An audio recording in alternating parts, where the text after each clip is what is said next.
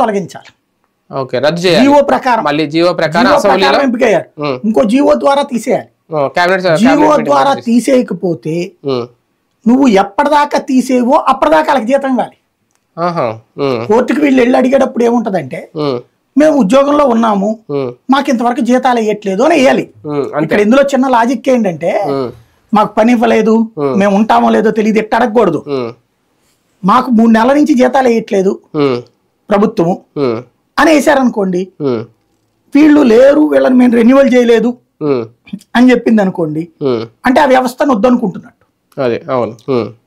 Even అలా వద్దనుకున్నా ఆ జీతం ఇచ్చి నువ్వు క్లోజ్ చేయాలి. పాత జీతం ఇవ్వాలిగా. లాస్ట్ మంత్ జగన్ ఉన్న టైంలోది ఇవ్వాల ఎలక్షన్స్ అని. అంటే వాలంటీర్ వ్యవస్థను ఏర్పాటు చేస్తున్నట్టు అప్పుడు జీవో రిలీజ్ చేయలేదు, ఇచ్చారా? ఆ జీవో ఆధారంగానే వీళ్ళందరినీ పెట్టింది. దీనికి విధి విధానాలు పెట్టారు ఆ జీవోలో. ముందు ఎగ్జామ్ పెట్టాలా, ఆ తర్వాత సెలెక్ట్ చేయాలి. మరి ఇంకేంటి అక్కడ ఆ జీవో, ఆ జీవోని రద్దు చేయాలి.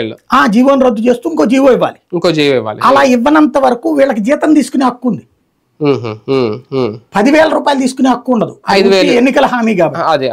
ఇది ఆల్రెడీ ఇచ్చినటువంటి దాని ప్రకారం 5,000 + 800 తర్వాత